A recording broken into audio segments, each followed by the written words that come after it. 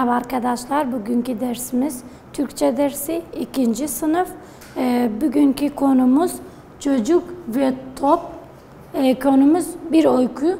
Çocuk bir top istedi. Konumuzu okuyorum. Sonra da ben anlatacağım. Çocuk ve top. Çocuk ve top. Çocuk düşünde al bir top gördü. Hep öyle bir topu olsun istedi. Günlerce harçlığını biriktirdi. Her sabah parasını sayıyordu. Ama topu alacak para birikmiyordu. Günün birinde kavuştu. Al topuna, top elindeydi. Parmaklarının altında gıcır gıcır ötüyordu. Çocuk koştu. Arkadaşlar benim çocuk ve top konu sayfa 17. Sayfa 17. Çocuk ve top. Çocuk düşünde al bir top gördü. Çocuk yani rüyada, düşünde aynı mana. Al bir top gördü. Hep öyle bir topu olsun istedi. O da istedi o topu, yani o da o topu olsun istedi. Günlerce harçlığını biriktirdi. Her sabah babasına ona para veriyordu. O da parasını topluyordu. Her sabah parasını sayıyordu ama topu alacak birikmiyordu. Çünkü parası azdı, top da pahalıydı. Günün birinde kavuştu. Al topuna, top elindeydi. Yani sondaki topu aldı. Parmaklarının altında gıcır gıcır ötüyordu. Çocuk koştu. Evlerine girdi. Avludaki gölün dibine gitti. Ona topu gösterdi. Kedi damdan avluya sıçardı. Topu ona gösterdi. Bir kumru o sırada guguk guk dedi. Çocuk topu kumruya gösterdi. Topu başına koydu. Başından aşırdı. Sırtında yakaladı. Dizin üzerinde hoplattı. Onu öptü. Havaya attı. Kaptı. Taşın üzerine zıplattı. Durdu. Top zıpladıkça daha ağır oldu. Uçtukça daha çok şişti. Çocuk topunu çok sevdi. Yani çocuk topu aldıktan sonra avluya gitti oynamak için. Birinci olarak topu güle gösterdi. Sonra kediye gösterdi. Sonra bir kumru gördü. Kumruya da gösterdi. Kumru bir kuştu. Çocuk çok sevinmişti onun topu oldukça. Yeniden okuyorum. Sizce güzelce dinleyin beni. Çocuk ve top. Çocuk ve top. Öykümüz adı Çocuk ve Top. Çocuk düşünde al bir top gördü. Hep öyle bir topu olsun istedi. Günlerce harçlığını biriktirdi. Her sabah parasını sayıyordu. Ama topu alacak para birikmiyordu. Günün birinde kavuştu. Al topuna, top elindeydi. Parmaklarının altında gıcır gıcır ötüyordu. Çocuk koştu. Evlerine girdi. Avludaki gölün dibine gitti. Ona topu gösterdi. Kedi damdan avluya sıçardı. Topu ona gösterdi. Bir kumru o sırada guguk guk dedi. Çocuk topu kumruya gösterdi. Topu başına koydu. Başından aşırdı. Sırtında yakaladı. dizin üzerinde hoplattı. Onu öptü. Havaya attı, kaptı. Taşın üzerinde zıplattı, durdu. Top zıpladıkça daha al oldu. Uçtukça daha çok şişti. Çocuk topunu çok sevdi. Diğer sayfa, yani sayfa 19 alıştırmamız var. Sayfa 19.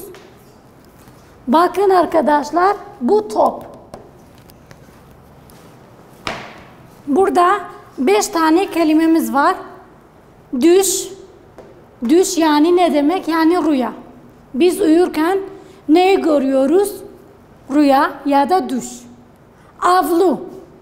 Avlu üstü açıktır. Yani mesela biz kapıda geçiyoruz ama üstü açıktır. Harçlık günlerce babamız ya da annemiz para veriyor. Buna harçlık diyoruz. Kumru dedik, bir kuş, güvercinden daha küçük. Diz burada, yani bacağın büyüklüğü yer. Birinci, güvercinden küçük, yani güvercinden küçük, boz, gri renkli bir kuş. Hangisi? Dedik, kumru. Kumru.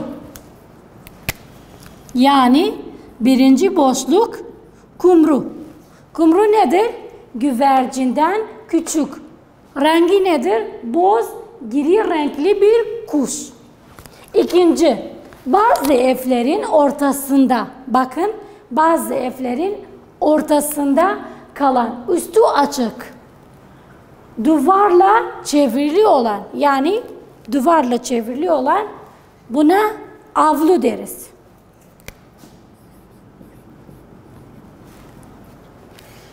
Bacağın büküldüğü yer, bacağın büküldüğü yer, yani burada ona diz deriz. Dördüncü, uyurken zihinde belirlen olaylar ya da rüya. O da düş. Gündelik harcamların karşılanması için verilen para. Bu da harçlık.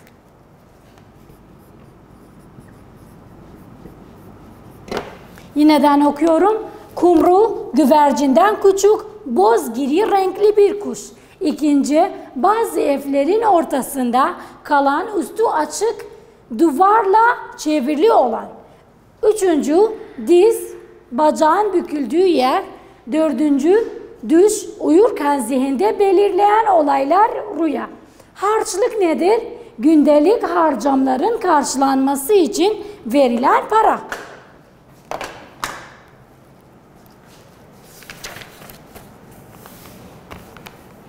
Sayfa 20, sayfa 20.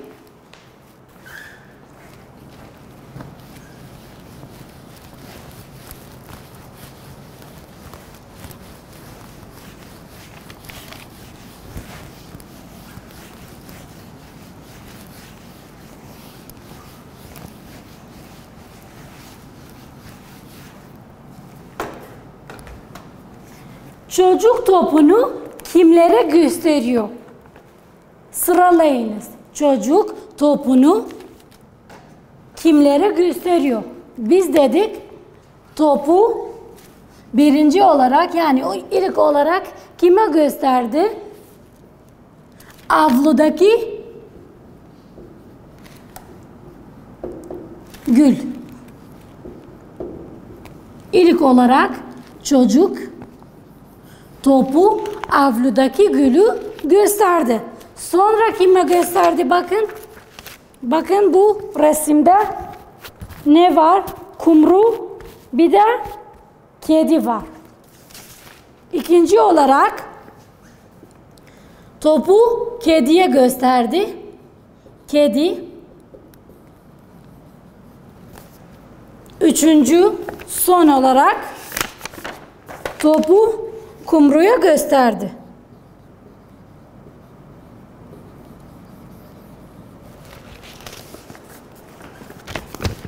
Bakın.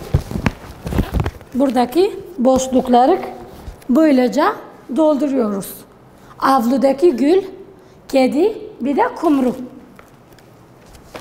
Şimdi de sayfa 23. Sayfa 23. Burada 3 tane resmimiz var. 3 tane resmimiz var. Burada çocuklar bahçede top. Sayfa 23. Çocuklar bahçede top boş. İkinci resmimiz Ali topu arkadaşına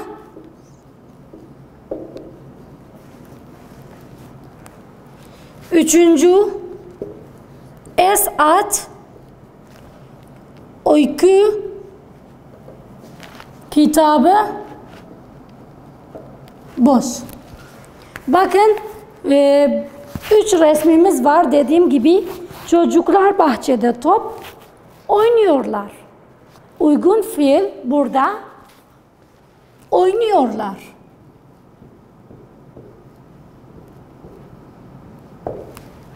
İkinci, Ali topu arkadaşına böyle ya da fırlatıyor ya da atıyor.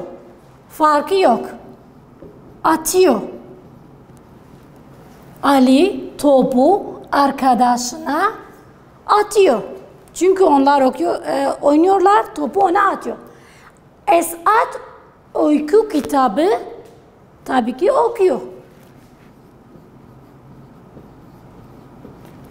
Buradaki resimlerin boşlukları böylece dolduruyoruz. Aynı sayfa 23'te burada 3 tane cümlemiz var. Bunları da yazıyoruz.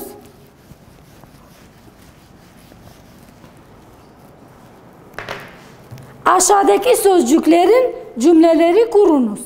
Birinci, içti. İkinci, uyuyor. Üçüncü, koştu.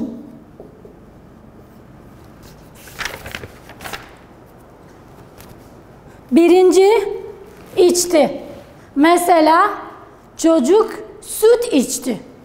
Çocuk süt içti. Ya da babam su içti. Babam meyve suyu içti. Annem ilaç içti. Hepsi olur. Uyuyor. Kardeşim geç uyuyor. Kardeşim geç uyuyor. Annem erken uyuyor. Babam şimdi uyuyor. Hepsi olur. Koştu. Koştu. Çocuk bahçede koştu. Ya da Ali bahçede koştu.